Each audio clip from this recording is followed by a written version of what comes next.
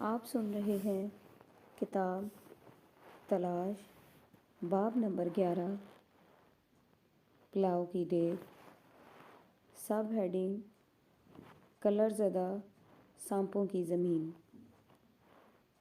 پھر ایک اور بات ہے، اسلام آباد بننے سے پہلے یہ علاقہ جہاں آج ایک خوبصورت ہرا بھرا شہر کھڑا ہے، یہ علاقہ کلر زدہ ویرانہ تھا۔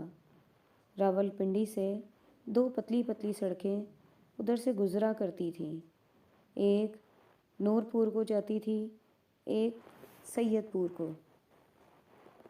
ان دنوں نور پور اور سید پور دونوں مقامات تفریح گاہوں کی حیثیت رکھتے تھے، چونکہ ان مقامات پر برساتی نالے کثرت سے بہتے تھے، جن کی وجہ سے یہ دونوں مقامات تفریح گاہیں بن گئی تھیں۔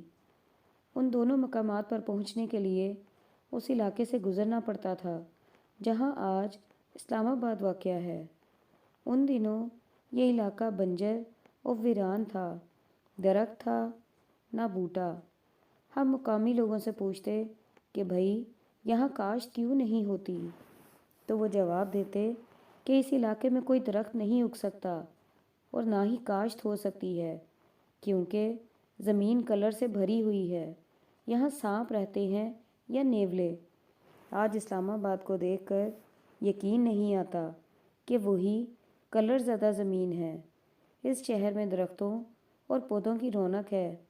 اس قدر ہرا بھرا شہر سارے پاکستان میں نہیں۔ یہاں لاکھوں درخت اور پودے ہیں جو مختلف ممالک سے منگوا کر لگائے گئے ہیں۔ میرے صاحبو، مجھے بتاؤ، کیا یہ معجزہ نہیں؟ صرف ایک معجزے کی بات نہیں، یہاں تو معجزوں کی لائن لگی ہوئی ہے۔ ایک کلر زدہ علاقہ جو آج پھولوں کا شہر کہلاتا ہے، ایک پھلوں سے لدا ہوا درخت جسے لوگ بری طرح جھنجھوڑ رہے ہیں، جھولیاں بھر بھر کر لے جا رہے ہیں، پھر بھی وہ ہرا بھرا ہے، پھل سے لدا ہوا ہے۔ ایک دیگ جسے لوگ کھا رہے ہیں لیکن وہ جوں کی توں بھری ہوئی ہے۔ سب ہیڈنگ پلاؤ کی دیگ۔ تذکرہ غوثیہ سے نقل ہے کہ شہر میں ایک فقیر تھا۔ اس نے آتے ہی لوگوں سے کہا کہ ایک بہت بڑی دیگ لاؤ۔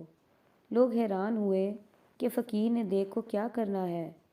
بہرحال انہوں نے ڈھونڈ ڈھونڈ کر ایک دیگ مہیا کر دی۔ فقیر نے کہا، چولہا گرم کرنے کے لیے لکڑیاں اکٹھی کرو۔ چولہا جل گیا تو فقیر نے کہا، اس دیگ کو چولہے پر رکھ دو۔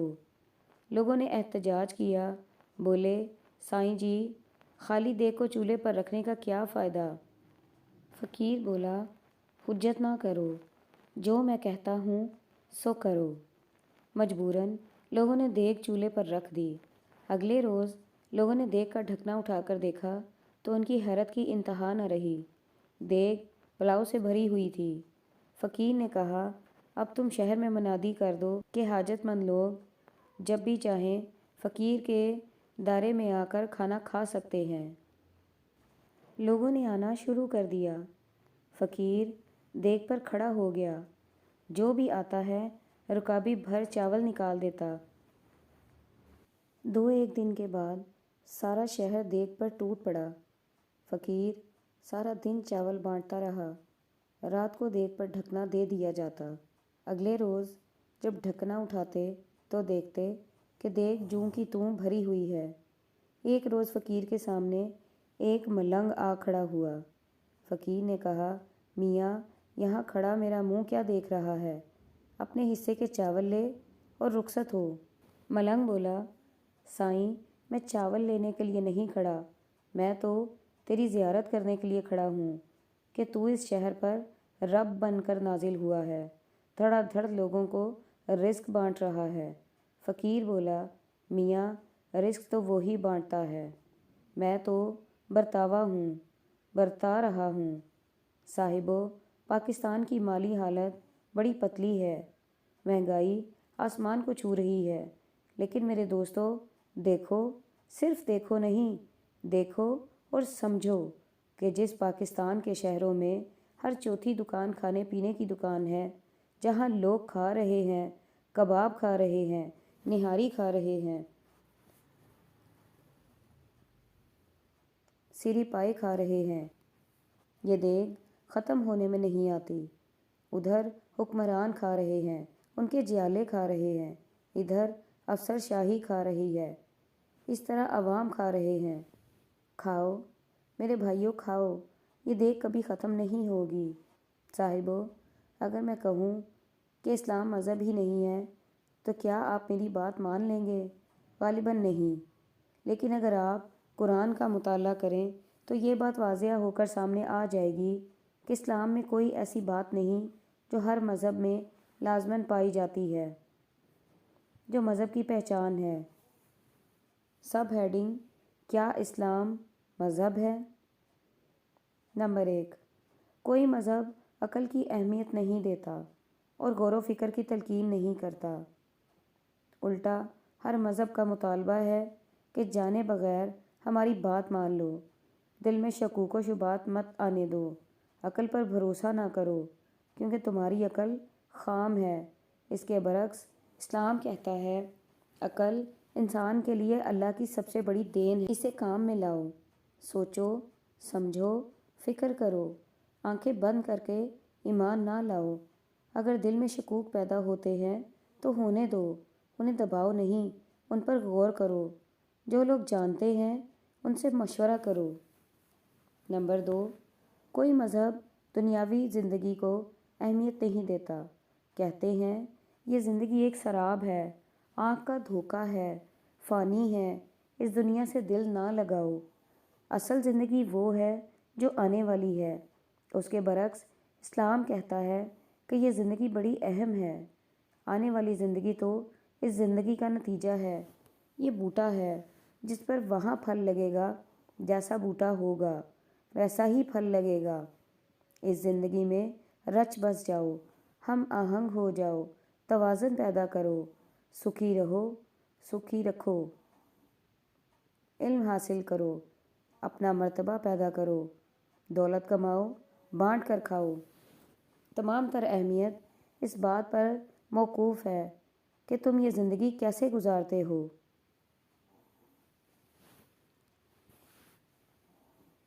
نمبر 3، تمام مذاہب دوسرے مذہبوں کے خلاف تعصب پیدا کرتے ہیں۔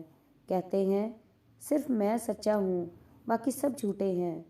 مثلاً ہندوازم کو لیجئے، ہندوازم کے مطابق صرف ہندو پاکیزہ ہیں، باقی تمام مذاہب اور انہیں ماننے والے پلید ہیں، ناپاک ہیں، نجس ہیں، ان سے دور رہنا چاہیے۔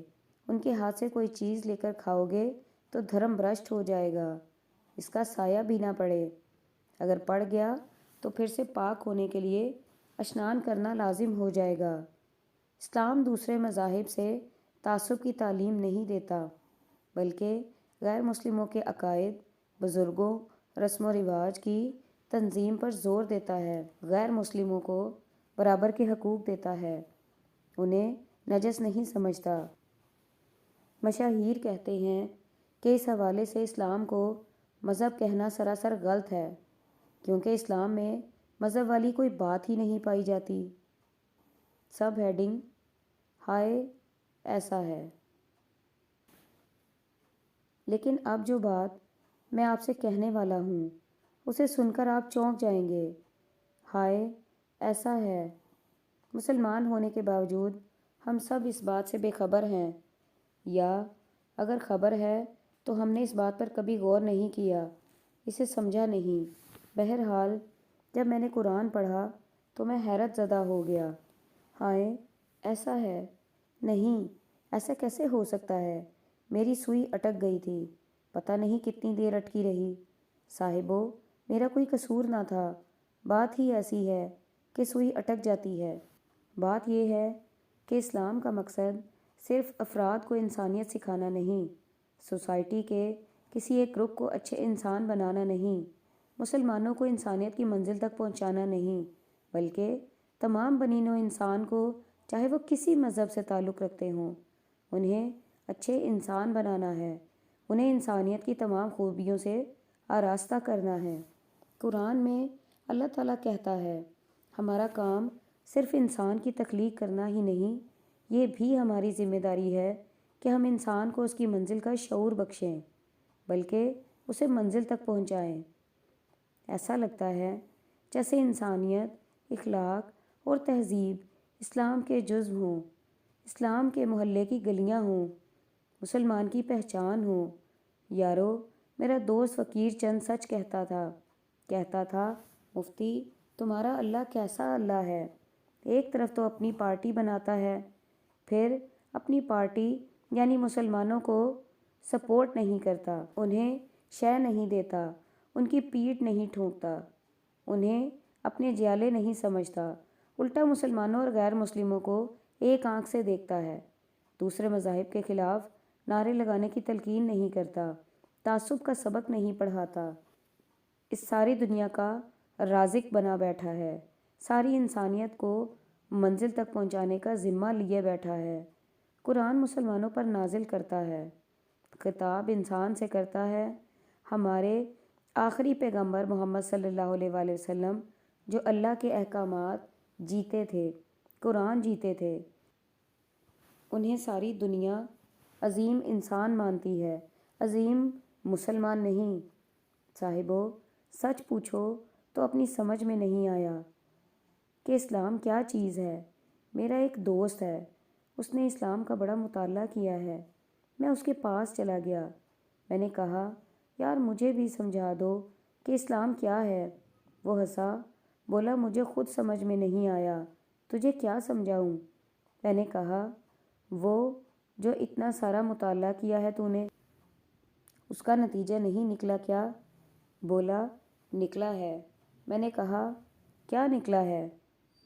بولا اللہ سے یارانہ لگ گیا ہے، محمد صلی اللہ علیہ وآلہ وسلم سے محبت ہو گئی ہے، بس، اور کسی بات کی سمجھ نہیں آئی۔ سب ہیڈنگ: انوکھی تنظیم۔ صاحبو، اسلام ایک انوکھی اور عظیم تنظیم ہے۔ نمبر 1، نہ یہ ڈوگما ہے۔ نمبر 2، نہ ریچول ہے۔ نمبر 3، نہ ہی اس میں مولویوں اور دینی عالموں کو کوئی اعزازی مقام دیا گیا ہے، جیسے کہ ہر مذہب میں پادریوں کو خصوصی اہمیت سے نوازا گیا ہے۔ نمبر 4، نہ ہی یہ رہبانیت کو جائز قرار دیتا ہے۔ نمبر 5، نہ ہی یہ سیلف ڈینیل کے لیے خود کو اذیت دینے کے حق میں ہے، نہ ہی یہ دنیا سے تیاگ کا سبق دیتا ہے۔ نمبر 6، الٹا اسلام تو کہتا ہے کہ جیو، لیکن آنکھیں بند کر کے نہیں، ہم سے جینے کا سلیقہ سیکھ لو، پھر جیو، پیٹ بھر کے جیو، صرف خود ہی نہیں جیو، دوسروں کو بھی جینے دو۔ نمبر 7، ہمارے راہبر کہتے ہیں اسلام ایک ضابطہ حیات ہے۔ یہ بات میں ایک زمانے سے سنتا آیا ہوں، لیکن میں اس کا مفہوم نہیں سمجھا، کسی سے پوچھا بھی نہیں، کیسے پوچھتا؟ لوگ کہتے ویسے تو اردو کا لکھاڑ بنا پھرتا ہے اور ضابطہ کا مفہوم پوچھتا ہے۔ صاحبو، بہت سے ایسے فریز ہیں جنہیں میں سمجھتا نہیں، لیکن اپنا بھرم رکھنے کے لیے سمجھتا ہوں کہ سمجھتا ہوں۔ پھر ایک دم ہومیوپیتھی کی ایک کتاب پڑھتے پڑھتے دفتن مجھے بات سمجھ میں آ گئی۔ ہومیوپیتھی کی کتاب میں اس درویش ہالمن نے لکھا تھا ہومیوپیتھی کرو نہیں، ہومیوپیتھی جیو۔ سب ہیڈنگ: کرنا اور جینا۔ دفتن گویا ایک پردہ میری آنکھ سے اٹھ گیا، جیسے کسی نے مدھم آواز میں میرے کان میں کہہ دیا، میاں کچھ باتیں کرنے کی ہوتی ہیں، کچھ جینے کی۔ ٹھیک تو ہے، آپ نے انڈا تلنا ہے، یہ کرنے کی بات ہے۔ فرائی پین میں گھی ڈالا، پھر جب گھی کڑکڑایا تو انڈا انڈیل دیا، لیجئے انڈا فرائی ہو گیا۔ کرنے کا کام تھا، ختم ہو گیا۔ جو باتیں جینے والی ہیں وہ ختم نہیں ہوتی۔ فرض کیجئے آپ کو کسی خاتون سے محبت ہو گئی ہے، رات کو بستر پر پڑے پڑے آپ اس کا قصور قائم کر لیتے ہیں، پھر آہیں بھرتے ہیں، شعر گنگناتے ہیں، اس کے بعد یہ نہیں ہو سکتا کہ آپ کتاب کھول کر ارسطو کا فلسفہ پڑھنا شروع کر دیں۔ نہیں جناب، عشق کرنے کی چیز نہیں، جینے کی چیز ہے۔ یہ تو روگ ہے، لگ جائے تو لگا رہتا ہے۔ صبح شام، دن دوپہر رات، ایسے ہی سارے مذاہب ریچولز ہیں، سب کرنے کی چیز ہے۔ مندر میں جاؤ، پوجا کرو، آرتی چڑھاؤ، چلو مذہبی فرائض پورے ہوئے۔ اب باقی وقت آرام سے اپنے اپنے دھندے میں لگ جاؤ۔ اس کے برعکس اسلام کرنے کی چیز نہیں کہ 2-4 فرض ادا کیے پھر آرام سے اپنے کام میں لگ گئے۔ نہیں، یہ بات نہیں۔ محبوبہ کی طرح اسلام تو کہتا ہے مجھے جیو، صبح شام دن رات ہر وقت جیو، ہر کام میرے حوالے سے کرو، کوئی کام میرے حوالے کے بغیر نہ کرو۔ سب ہیڈنگ اپنا جانو۔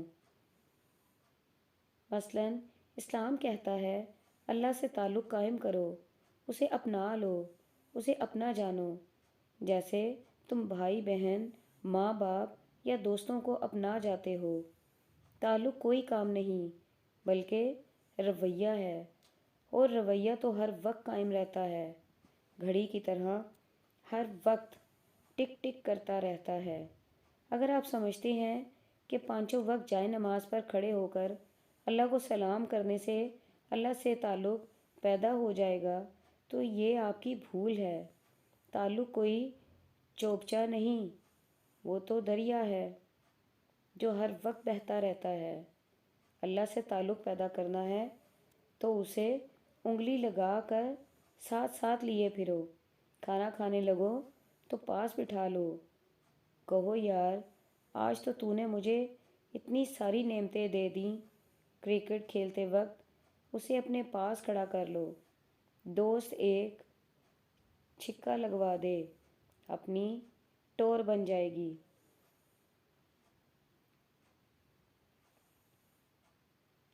تجھ سے کوئی پوچھنے والا نہیں کہ چھکا کیوں لگوایا۔ رات کو سونے لگو تو اسے ساتھ لٹا لو، کہو واہ میرے دوست، سارا دن قدم قدم پر تو نے میرا ساتھ دیا ہے، کیا خوب ساتھ دینے والا ہے تو۔ سبحان اللہ سے سبحان اللہ۔ اللہ سے تعلق تو ایسے ہونا چاہیے جیسے ماں سے ہوتا ہے۔ تھک جاؤ تو اس کی گود میں سر رکھ دو، پریشانی ہو تو اس کی آغوش میں سر رکھ کر کہو مجھے تھپک دے ماں، تیری تھپک میں پتہ نہیں کیا جادو ہے کہ سب دکھ درد دور ہو جاتے ہیں۔ کھانا کھانا ہو تو اس کے گوڈے سے لگ کر بیٹھ جاؤ، ڈائننگ ٹیبل پر نہ بیٹھنا، وہاں اہتمام ہوتا ہے، اہتمام سے بچو۔ اہتمام ہو تو ماں بھی دور ہو جاتی ہے اور وہ بھی دور ہو جاتا ہے۔ امارت سے بچو، امارت ہو تو وہ دور ہو جاتا ہے، اسے دور نہ ہونے دو۔ اقتدار کے پیچھے نہ بھاگو ورنہ تم اس سے بہت زیادہ دور ہو جاؤ گے۔ سب ہیڈنگ غربت کی عظمت۔ غربت میں ماں بہت زیادہ قریب آ جاتی ہے، وہ بھی قریب آ جاتا ہے۔ انفلوئنس میں ماں کی ممتا کو دولت کا گرہن لگ جاتا ہے۔ صاحبو، ہم نے آج تک غربت کی عظمت کو نہیں سمجھا۔ ہمارا جو لیڈر آتا ہے وہ آ کر غربت کے خلاف اعلان جنگ کر دیتا ہے کہ ہم غریب کو صفحہ ہستی سے مٹا دیں گے، ہر غربت کا کلا کما کر دیں گے۔ میں اکثر سوچتا ہوں یا اللہ، تو خیر عظیم ہونے کے ساتھ ساتھ انوکھا بھی ہے۔ بے شک تو نے انسان کو انوکھا لاڈلا بنا رکھا ہے، لیکن تو خود بھی ایسا تو انوکھا ہے، اولاد بھی ہے۔ بے شک تو نے انسان کو انوکھا لاڈلا بنا رکھا ہے، لیکن تو خود بھی تو انوکھا ہے، لاڈلا بھی ہے۔ تیری باتیں سمجھ میں نہیں آتی، لیکن تیرے آخری محمد صلی اللہ علیہ وآلہ وسلم کی باتیں بھی تو سمجھ میں نہیں آتی، حالانکہ وہ آئیڈیل انسان ہیں۔ میں سوچتا ہوں محمد صلی اللہ علیہ وآلہ وسلم جو 2 جہانوں کے بادشاہ تھے، ان کا چولہا کیوں ٹھنڈا رہتا تھا؟ وہ چٹائی پر کیوں سوتے تھے؟ وہ ایک کچے مکان میں کیوں رہتے تھے؟ کھانے کے لیے ان کی چنگیر میں صرف 2 کھجوریں رہتی تھیں۔ کھانے لگتے تو دروازہ بجتا۔ میں بھوکا ہوں، اور وہ 1 کھجور ساحل کو دے دیتے اور 1 خود کھاتے۔ میں سوچتا ہوں وہ جو 2 عالم کے بادشاہ تھے، انہوں نے کیوں غربت سلیکٹ کی؟ کیا وہ پاگل تھے؟ کیا وہ کم عقل تھے؟ نہیں، وہ تو عقل کل تھے۔ پھر اگر وہ عقل کل تھے تو ہمیں ماننا پڑے گا کہ غربت میں کوئی بڑی عظمت ہے، ورنہ حضور صلی اللہ علیہ وآلہ وسلم کبھی غربت سلیکٹ نہ کرتے۔ عمومیت میں کوئی بڑی خوبی ہے، ورنہ وہ عمومیت کی زندگی بسر نہ کرتے۔ عام لوگوں کا سا سادہ لباس نہ پہنتے، بوریاں نشین نہ ہوتے، ایک عام سے کچے مکان میں رہائش نہ رکھتے۔ صاحبو، میں تو صرف یہ جانتا ہوں کہ جن ممالک میں امارت نے قدم رکھا ہے وہاں سے اللہ رخصت ہو گیا ہے۔ مغربی ممالک میں کوئی اللہ کا نام نہیں لیتا، وہاں مذہب غیر ضروری چیز سمجھا جانے لگا ہے۔ گرجے غیر آباد ہو چکے ہیں، اگر کچھ آباد ہیں تو صرف اس لیے ان کی وجہ سے پادریوں کی شوکت نفس قائم ہے۔ اگر کچھ آباد ہیں تو صرف اس لیے کہ ان کی وجہ سے پادریوں کی شوکت نفس قائم ہے۔ سب ہیڈنگ: روٹی کپڑا مکان۔ میرا بیٹا اکسی ڈاکٹریٹ کے لیے چیکوسلواکیا گیا تھا۔ وہاں سے وہ مجھے خط لکھا کرتا تھا: ابو، یہاں پراگ میں بڑے خوبصورت گرجے بنے ہوئے ہیں، لیکن سب غیر آباد ہیں۔ دروازوں پر زنگ آلودہ تالے پڑے ہیں، اور اب ہر گرجے کے پھاٹک پر اللہ بیٹھا ہے۔ وہ امید بھر نظروں سے راہگیر کو دیکھ رہا ہے۔ شاید کوئی اس کی جانب دیکھے، لیکن کوئی نہیں دیکھتا۔ ہر شخص اپنے اپنے کام میں مصروف ہے، لیکن اب اللہ ابھی تک اپنے بندوں سے مایوس نہیں ہوا۔ یہ وہ ملک تھا جہاں سے کمیونسٹوں نے اللہ کو ملک بدر کر دیا تھا، جہاں کے حاکموں نے کہا تھا: اللہ رزق دینے والا کون ہے؟ ہم اس نظام کو بدل دیں گے جو انسان کو ہیوز اینڈ ہیو ناٹ میں تقسیم کر دیتا ہے۔ لیکن جب انہیں اقتدار حاصل ہوا تو سب کچھ فیڈ آؤٹ ہو گیا۔ صرف ہم رہ گئے تھے، ہم جو کرتا دھرتا تھے، جو روٹی کپڑا مکان دینے کا دعویٰ کرتے ہیں۔ پاکستان کے ادیب جب روس کے بلاوے پر ماسکو گئے تو بانو قدسیہ بھی وفد میں شامل تھیں۔ ماسکو میں ان کی بڑی آؤ بھگت کی گئی تھی، مسلمان نوازیاں کی گئی تھیں، سیر و تفریح کے ٹرپ ہوئے۔ Sub heading: Tashkent. اس کے بعد روسیوں نے وفد کے ہر ممبر سے پوچھا: کیا کوئی ایسی جگہ ہو جسے دیکھنے کی آپ خواہش کرتے ہیں؟ وفد کے ہر رکن نے کسی نہ کسی جگہ کا نام لے لیا۔ بانو سے پوچھا تو وہ کہنے لگیں: میں تو تاشقند دیکھنا پسند کروں گی۔ تاشقند کا نام سن کر کمیونسٹ گھبرا گئے، بولے: محترمہ، وہ جگہ تو دیکھنے کے قابل نہیں، آپ کوئی اور جگہ منتخب کر لیں۔ بانو نے کہا: مجھے تو وہی جگہ دیکھنی ہے، اگر مجھے وہاں لے جانا ممکن ہے تو ٹھیک، ورنہ میں یہیں ماسکو میں رہوں گی۔ روسیوں نے بڑی کوشش کی کہ بانو کسی اور جگہ کا انتخاب کر لیں، لیکن وہ اپنی ضد پر اڑی رہیں کہ جاؤں گی ورنہ نہ صحیح۔ روسی مجبور ہو گئے، وہ بانو کو تاشقند لے گئے، بڑی کڑی سیکیورٹی میں۔ وہاں جا کر بانو نے دیکھا کہ مسجدوں پر تالے پڑے ہوئے تھے، محرابوں میں جالے لٹک رہے ہیں، گنبد کھڑے ہوئے ہیں، اندر چمگادڑوں نے ڈھیر لگا رکھا ہے۔ گھروں میں بوڑھی مائیوں نے بانو کو گلے لگا لیا، ان کی آنکھیں خوف سے بھیانک ہو رہی تھیں، بازو لرز رہے تھے۔ تو اللہ کے گھر سے آئی ہے؟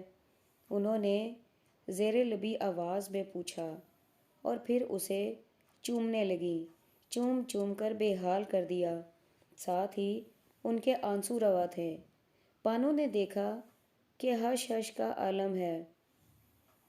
بوڑھی مائیاں پچھلی کوٹھڑی میں نماز پڑھتی ہیں، نوجوان لڑکے باہر پہرا دیتے ہیں کہ کوئی مخبر نہ جان لے۔ قرآن چھپائے ہوئے رکھے ہیں۔ دروازہ بجتا ہے تو دل ڈوب جاتے ہیں۔ کوئی آ گیا۔ روٹی کپڑا مکان دینے والوں نے اللہ کو ملک بدر کر رکھا تھا۔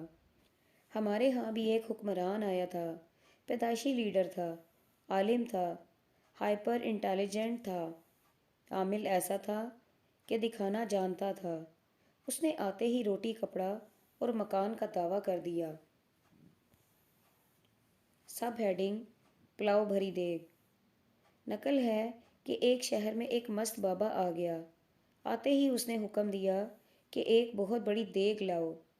دیگ گئی تو بولا اس دیگ کے لائق ایک چولہا بناؤ، اس میں لکڑیاں لگ کر بھانبڑ لگا دو۔ چولہا جل گیا۔ مست نے حکم دیا کہ دیگ میں پانی بھر دو اور اوپر ڈھکنا لگا دو، اسے چولہے پر رکھ دو۔ اگلی صبح انہوں نے دیگ کا ڈھکنا اٹھایا کہ وہ پلاؤ سے بھری ہوئی ہے۔ سارے شہر میں اعلان کر دیا گیا کہ حاجت مند آئیں، انہیں مفت کھانا تقسیم کیا جائے گا۔ اس اعلان پر سارا شہر دیگو پلاؤ کی تھالیاں بھر بھر کر دینے لگے۔ اگلے روز انہوں نے دیگ کا ڈھکنا اٹھایا تو دیکھا کہ دیگ جوں کی توں بھری ہوئی تھی۔ اس پر شہر میں مست بابا کی دھوم مچ گئی۔ برتاوے تھالیاں بھر بھر کر لوگوں کو بانٹتے، مگر دیگ جوں کی توں بھری تھی۔ حاجت مندوں میں ایک فقیر بھی تھا۔ وہ خالی ہاتھ آتا اور سارا دن کھڑا تماشا دیکھتا رہتا۔ برتاوے کہتے، میاں تو کیوں خالی ہاتھ کھڑا ہے؟ برتن لا اور چاول لے لے۔ وہ کہتا، میں حاجت مند نہیں ہوں۔ اس بات پر برتاوے بہت حیران ہوتے کہ کھڑا بھی رہتا ہے، بٹر بٹر دیکھتا بھی رہتا ہے، مگر کھاتا پیتا نہیں۔